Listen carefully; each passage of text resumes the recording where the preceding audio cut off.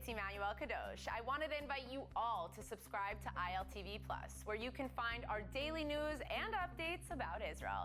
And not only that, but live feeds, entertainment, our kosher food show, and so much more. Needless to say, your subscription to ILTV Plus helps us grow and create more content while also supporting the state of Israel. Our app is available on all platforms and devices, so I'll see you guys there. Hello and welcome to ILTV's Israel Daily. I'm Aaron Porras, and coming up in today's newscast, Biden touring Israel for the second day of a three-day trip to the Middle East, including a landmark virtual summit with Israel, India, and the United Arab Emirates. Meantime, Biden's first day in Israel marked by an extremely touching moment at the Yad Vashem Holocaust Memorial Museum. And finally, a 2,000-year-old stone relief shedding new light on Jewish history in the region and finally returning to its residence at the Migdala site by the shores of the Sea of Galilee, or the Kinneret.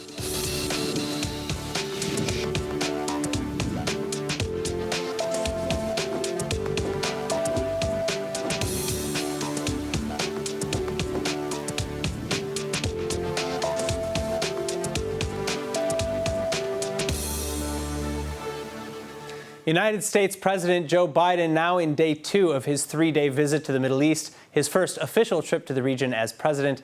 And while here, Israeli media airing surprising statements from the POTUS regarding Iran made earlier this week. In a newly aired interview on Israeli media, United States President Biden saying that if all else fails, in particular the JCPOA nuclear deal, then the United States would resort to force to keep nuclear weapons out of the hands of the Ayatollah regime in Iran. Are you committed to keep the IRGC on the foreign terrorist organization list, even if that means that kills the deal? Yes. Mm-hmm. You, in the past, said you'll do anything, and you say it again, that you'll ensure Iran would not acquire nuclear weapons. Does that also mean, sir, that you would use force against Iran? Is that what that means?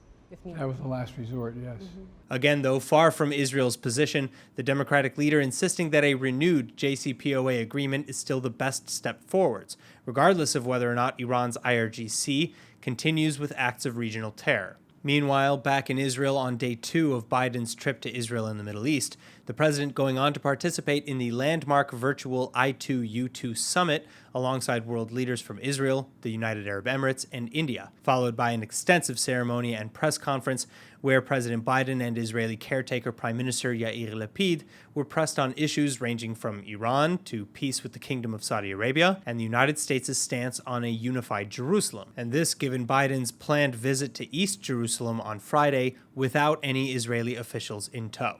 Does this represent a change in your administration's view regarding the recognition of Jerusalem as the capital of Israel, and if East Jerusalem is part of it? Thank you.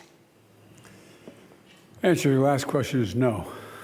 Then finally, at the end of the day, Biden and his delegation set to attend the opening ceremony of the 21st Maccabiah Games in Jerusalem, and on Friday, he'll head to Bethlehem for meetings with Palestinian authorities before jetting off to Saudi Arabia for the last leg of his trip. And now with more on day 2 of President Biden's landmark trip to the Middle East, Yoni Ben Menachem, journalist and senior research fellow at the Jerusalem Center for Public Affairs. Yoni, thank you so much for being with us. Now, following the I2U2 summit, Israel, Saudi Arabia, the Emirates, and India are among the major powers working together now, including on the issue of Iranian threats. How significant is this partnership? It's not that significant. What is important is that there will be a USA commitment to use force to force Iran to go back to the negotiating table, and also to stop advancing towards a nuclear bomb. This is the most important thing. This is an existent threat to Israel. And so far, what I see is that the differences between the Israeli position and the American position remain, and Prime Minister Lapid failed to convince President Biden to accept the Israeli approach.